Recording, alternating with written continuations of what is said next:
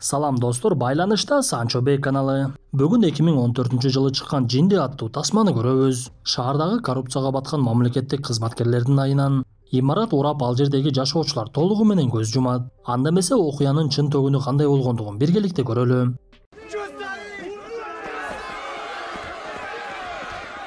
Тасманын башталышы Россиянын аймагындагы шаарлардын бири. Ал жердеги жатаканалардын биринде жашап өтө көп ичимдик ичкен Коляны көрөбүз. Ал аялына келип, менин бекиткен акчам кайда деп ызы чуу салып, ичким келип жаткандыгын көрбөй жатасыңбы деп талаш тартыштын үстүндө аялын сабай баштайт. Ошол эле учурда шаардын тургундарынын бири Дмитрий Никитинди көрөбүз. Каарманыбыз атасы, апасы, аялы жана баласы Антон менен жашачу. Дмитрий азыркы учурда сот түтүкчөлөрүн оңдоочу болуп иштеп, андан сырткары куруучулукка окуп жакында экзамен тапшырам деп даярданып жүргөн. Бирок каарманыбыздын максатынын ишке ашуусуна аялынын такыр көзү жетпей, апасы болсо күйөөсүн дагы баласын дагы уруша берчү. Кандайча? Акча кайтарылып келет? Андан да көп интернет. Эч кандай комиссия жок? Ооба, акча кайтарылып келет. Виза карталары боюнча 2% кэшбэк. Интернет көбүрөөк болот. Ай сайын плюс 10 гигабайт. Комиссиялар болсо жөн гана жоголуп кетет. Мой О тиркемесинде О Праймды кошуп алыңыз. 90 күн бою акысыз. О Прайм күн сайын пайдалуу. Анткени Диманын атасы Иван ишине так аябай чынчыл адам болгондуктан, Дмитрий дагы атасынын жолун жолдоп чынчылдык менен ийгиликке жетемин деп жүргөн. Бирок апасы алардын оюна кошулбай биздин өлкө паракорлукка чөгүп бүткөн. Бул жерде чынчылдык менен эчтекеге жетише албайсың, эмне ушинтип эле жашап жүрө беребизби? Андан көрө мыйзамсыз жол менен деле бир нерсе кылсаңар болот да деп баласын үгүттөй берчү. Ошол учурда эле Дмитрийдин эс алуу күнүнө карабай жумушунан чакыруу болуп, имараттардын бириндеги суу түтүкчөсү жарылыптыр дегендиктен ошол жакка жетип барат. Көрсө окуя буга чейин аялы менен кызын акча үчүн сабап койгон Колянын үйүндө болуптур. Ал жерге суу түтүкчөлөрүн караган кызматкерлер дагы тартип сакчылар дагы келишип, Колянын аялынан күйөөңүздү ургандыгы үчүн алып кетелиби десе, аялы жок деген жообун берип, ал эртең жумушуна барыш керек, болбосо бизде акча жок калат деп колун коюп берет. Бир мезгилде ал жерге келген Дмитрий көргөн көзүнө ишенбеди. Анткени суу өтүүчү түтүкчө жөн эле жарылбай дубалдан жарака кеткендиктен, дубал эки жакка ажырап түтүкчөнү дагы бөлүп салыптыр. Анда Дима дароо эле эшикке чуркап чыгып дубалдагы өтө чоң жараканы байкап, имараттын экинчи бетине өтсө ал жакта дагы так эле ошондой жарака пайда болуптур. Анан дагы имараттын бурчундагы кыштардын бирден кулап жаткандыгын көрөт. Көрсө ал үйдүн жанынан ар дайым поезд өткөндүктөн жер кыймылдап турчу экен. Анда Дима кол астындагы жумушчуларына келип, ал үйдүн курулганына 40 жыл болгондугун билип, үй буга чейин бир дагы жолу оңдоп түзөө иш чарасынан өтпөгөндүгүн угат. Анткени шаардагы курулуш министри Федор Федотов келген акчанын бардыгын өзүнө ыйгарып, эски үйлөрдү жоң гана сырдап, аларды оңдоп түзөөдөн өткөрдүк деп, документке бир кычкачты $600 сатып, акчанын көпчүлүгүн чөнтөгүнө салчу экен. Муну билген каарманыбыз жумушчуларына темир түтүкчөнү жамап койгула. Мен эртең Федотовго өзүм барып маалыматты жеткиремин деп айтат. Бирок Дмитрий жолдо бара жатып көп ойлонуп, оюнун жыйынтыгын чыгара албай, үйүнө барып буга чейин окуп жаткан китептеринен 9 кабат үйлөр тууралуу маалыматтарды алып, жарака кеткен имарат 1-2 күнгө жетпей эле кулап түшүп калышы мүмкүн деген ыктымалга келет. Ошондуктан каарманыбыз шашылып эле бул маалыматты Федотовго жеткирүүдө пайда жок экендигин түшүнүп, шаардын мэрине жеткирейин деп түн окумга карабай мэрияга коңгуроо кыла баштайт. Бактыга жараша каарманыбыз шаардын мэри Нина Галаганова кайда экендигин билип, ал элүүгө чыккандыктан тойканалардын биринде 50 жаштык мааракесин өткөрүп жаткандыгын билет. Маалыматты алган Дмитрий дароо эле ошол жакка жөнөп тойканага кирип барып, шаардагы мамлекет кызматкерлеринин бардыгынын тойдо жүргөндүгүн көрөт. Алардын кээ бири аябай семирип жарылайын деп кылган болсо, аял кишилер деле уялбай эле бөтөлкөнү көтөрүп алып ичип жаткандыгына күбө болду. Шаардын мэри Галаганова болсо ортодо бийди алып жаткан экен. Бир мезгилде мэрди куттуктоо башталып, ар кимиси ар кандай пактадан коюп, кээ бири сиз мана сатанын ордуна азыр манассыз деп биздикилерге окшоп мактай баштайт. Анан дагы шаарыбыз сиз келгенден кийин аябай өнүктү деп макташып, бир мезгилде жеңил бий башталып, Дмитрий мэрдин жанына барат. Каарманыбыз Галагановага өзүн тааныштырып келген максатын айтып, маселе өтө орчундуу экендигин айтса, Галаганова анын сөзүнө маани бергиси келген жок. Анткени ал майрамдык маанайын бузгусу келген эмес эле. Бирок Дима көгөрүп бул маселеге көңүлүңүздү бурбасаңыз болбойт деп, Галаганова кол астындагылардын бардыгын бөлмөлөрдүн бирине чогултат. Алардын кээ бири мас болсо, кээ бири буга чейин эле үйүнө кетип калгандыктан кайрадан келип, бардыгы чогулгандан кийин каарманыбыз аларга жагдайды түшүндүрүп берди.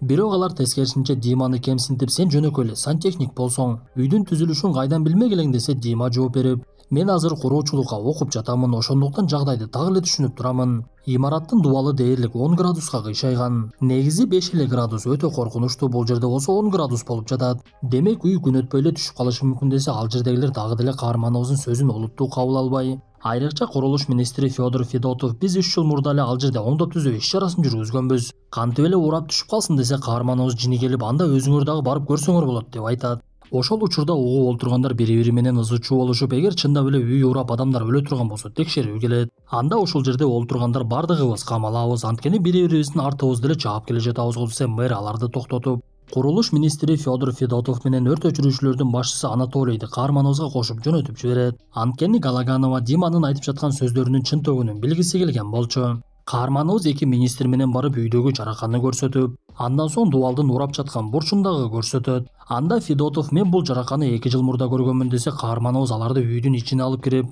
жатаканадагы ар кайсы бөлмөлөргө алып кирип жаракаларды көрсөтө башташты.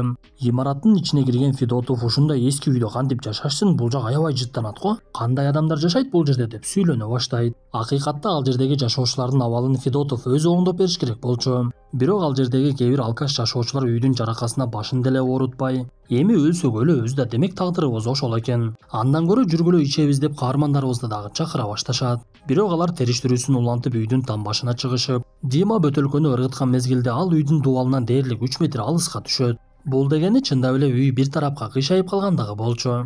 Муну көргөн министрлер дароо эле Галагановага жагдайды жеткиришип, Федотов мэрди күнөөлөп, сен акчаны аябаганда башка курулуштарды курмакпыз. Эми ал жердин жашоочуларын кайда алып барабыз десе, Галаганова дагы жини келип, Диманы ал жерден чыгарып жиберип кыйкырына баштайт. Силер эмне менден өйдө адам жок дейсиңерби? Шаардын казынасындагы акчанын жарым эле областтын жетекчилеринин чөнтөгүнө кетет. Жарымы болсо араң эле казынадан айлык алгандарга жеткирип жатабыз. Мен деле ар бириңердин жашыруун иштериңерди билем, бирок көзүмдү жумуп эле жатам го. Антип өзүңөрдү таза көрсөтө бербегиле, ар бириңердин 4 кабаттан үйлөрүңөр бар. Аны эмне өзүңөрдүн айлыгыңарга курдуңарбы? Жок, силер дагы казынадан акчаларды алгансыңар. Ошондуктан суудан курук чыгып кетем деп ойлобогула, бул маселени чогуу чечишибиз керек. Тезирээк бир жолун тапкыла деп кол астындагылардын бардыгына буйругун берет. Ну идите! Ну давайте, ну делайте что-нибудь! Министрлердин бардыгы эшикке чыгып кол астындагыларга коңгуроо кылып чогулта башташат. Анткени алар жатаканадагы жашоочулардын бардыгын башка жакка көчүрөбүз деп ниет кылышкан болчу. Бирок бир мезгилде эле мэрдин жардамчысы алардын бардыгын токтотуп, мэр өзү унаага олтуруп алып башка жакка жөнөп, шаардагы өтө чоң курулуш болуп жаткан жердин жетекчисине барат. Галаганова ал адамга жеке жолугуп, мага 200 батириңди 2 ай убакытка берип турушуң керек. Бюджеттен акча келсе мен ал үйлөрүңдү сатып аламын. Азыр шарт ушундай болуп жатат, мага жардам берип койчу. Мен дагы сага жерди арзан саттым эле го десе, курулуштун башчысы Сафронов такыр эле көнбөй, курулуп жаткан үйлөрдүн бардыгы биринчи төлөмү жок болгондуктан эбак эле сатылып кеткен. Мен үйдүн кожоюндарына эмне деп айтым деп мэрдин суранышына көнбөй коет. Анда Галаганова орун басары Багачев менен сүйлөшүп, эми 820 адамдын тагдыры эмне болот? Алар ураган үйдүн алдында калабы десе, орун басары жооп берип, сен качантан бери эле элди ойлоп калдың, алар ансыз деле жакырлыктан бирден өлүп жатканда ойлонбодуң го. Шаарыбызда жашаганга эч кандай шарт жок, анткени айлык маяналар аябай эле аз. Жолдорду болсо айтпай эле коеюн, бир көпүрө жасайбыз деп 1 жылдан бери бүтүрө албай жүрөсүңөр. Шаар тургундарынын өмүрү унаа тыгындарында эле өтүп кетмей болду. Ошондуктан менин кеңешимди ук, ал адамдарды жатаканадан алып чыкпай эле коюш керек. Анткени жашоонун тартиби ушул да, бирөө кембагал жашайт, бирөөсү болсо бай жашайт. Жүрү, андан көрө мен сага өзүмдүн сунушумду айтайын деп унаага олтурушат. Что дальше делать? Сейчас придумаем. Садись. Бул убакта майрам уланып, каарманыбыз саясатчылар менен биргеликте мэрдин чечимин күтүп олтурушкан. Анда ал жердегилер ар кайсы сөздөрдү сүйлөшүп, Федотов каарманыбызды карап аябай жини келип, сен деги каяктан чыккан микробсуң, башкасы болгондо ал жаракага башын деле оорутмак эмес. Сен болсо ошонун айынан канча ызы чуу салып жатасың, ал жердеги адамдардын сага эмне кереги бар? Мен деле барып көрүп келдим го, ал жерде жашагандар адам катарынан деле чыгып калышыптыр. Биз эмнеге аларга башыбызды оорутушубуз керек деп жатса, арасынан бирөөсүнө коңгуроо келет. Бул адам жергиликтүү тартип сакчылардын жетекчиси болчу. Ага мэр өзү коңгуроо кылып буйрукту бергенден кийин ал каармандарыбызга карап, маселе мурдагыдай эле боло турган болду, адамдарды көчүрүп чыгарабыз. Бирок Галаганова үчөөңөрдү чакырып жатат деп ал жерден Федотов, Матюгин жана каарманыбызды айтат. Алар эшикке чыкса, тартип сакчылар атайын унаасы менен биз силерди жеткирип коебуз деп даяр турушуптур. Бирок жолдо бара жаткан каармандарыбыз жарака кеткен үй жак эмес, такыр эле башка жакка кетип жаткандыгын байкашып, катарда олтурган Федотов маселенин кайда экендигин дароо эле түшүндү. Көрсө мэр орун басарынын кеңеши менен бул үчөөнү өлтүрүүнү чечиптир. Анткени үй урап түшө турган болсо, ал министрлерге буга чейин акча берилип, Бирок алар акчаны үйгө кетирбей өздөрү жеп качып кетти кылабыз дешкен сыяктуу. Ошондуктан күбөнү дагы жок кылууну максат кылышып Дмитрийди дагы атууга алып жүрүшөт. Парня отпустить. Сантехник, кому он нужен? Өлөрүнө аз эле убакыт калгандыгын түшүнгөн Федотов каарманыбызга бооруп, буну коюп берип жибергилечи, анын эч кандай күнөөсү жок десе атабыз деп келген адамдар каарманыбызды карап, бүгүн түнү менен үй бүлөңдү алып шаардан чыгып кеткениң болбосо биз сени таап өлтүрүп салабыз. Кана көзүмө көрүнбөй жогол десе жүрөгү түшүп калган каарманыбыз ал жерден чуркап жөнөйт. Ал дароо эле үйүнө жетип аялы менен баласына кийинги эле кетебиз деп буйругун берип, атасына эчтеке деп суроо бербеңиз десе, атасы дароо эле макулдугун берип, аны жүргүзүп ысыта баштайт. Бирок апасы ызы чууга түшүп кайда барасыңар деп эчтекени түшүнбөй, каарманыбыз аялы менен баласын алып ата-энеси менен коштошуп ал жерден кетти.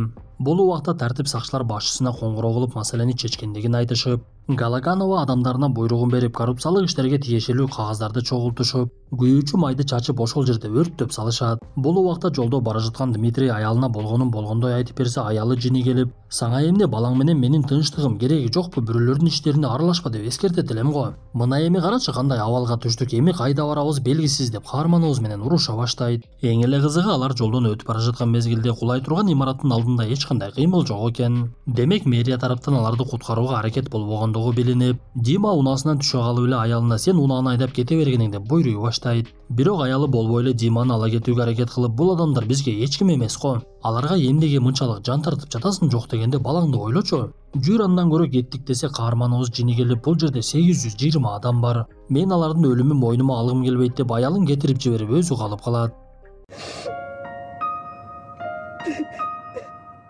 Дмитрий дароо эле кулай турган жатаканага барып, ал жердеги батирлерди такылдатып, өлгүңөр келбесе эшикке чыккыла деп бардыгын ойбоюна койбой эле эшикке алып чыга баштайт. Жашоочулардын кээ бирлери түшүнбөй каарманыбыз аларды болбой эле сүйрөп, кабаттан кабатка чыгып бардыгына маалыматты жеткире баштаган. Каарманыбыз адаттагыдай эле ичип олтурган алкаштарга дагы маалыматты жеткирди. Дом падает. Бул убакта таң атып жатаканадагы жашоочулар дээрлик толугу менен эшикке чыгышып, кээ бири кийингенге жетишпей калгандыктан эшикте суукта үшүйүп башташат. Дмитрий элдин ортосуна чыгып түшүндүрүүгө аракет кылып жатса, анын жанына биз тасманын башында көргөн Коля чыгып, бул жинди түнү тешилген трубаны оңдойм деп келгенден бери келесоолук кылып жатат. Эми болсо бардыгыбызды эшикке чыгарды, биздин үйгө келгиси кылып салалычы деп эле көптөп сабай башташты. Жашоочулар каарманыбызга болушууга аракет кылган баланы дагы сабашып, экөөнү жерге жаткызышып, өздөрү болсо эчтеке болбогондой эле кайрадан үйлөрүнө кирип кетип калышат. Дмитрий Никитин алган жаракатынан ошол жерде көз жумуп, бирок үй куладыбы кулабадыбы билинбей эле калып кетет. Анткени ушул мүнөттөрдө тасма аягына чыгат. Мындай учурларды көргөндө балким биздин өлкөбүздө дагы коррупционерлердин айынан карапайым эл жакшылыкка жетпей аткандыр деп ойлойсуң. Анткени күндөн күнгө болуп жаткан кымбатчылык калың журтка терс таасирин бербей койгон жок. Эми достор, кандай болбосун, кийинки тасмадан көрүшкөнчө ден соолукту жакшы карап, эл башында тургандар ар дайым адилеттүү болуусун тилей жүрөлү.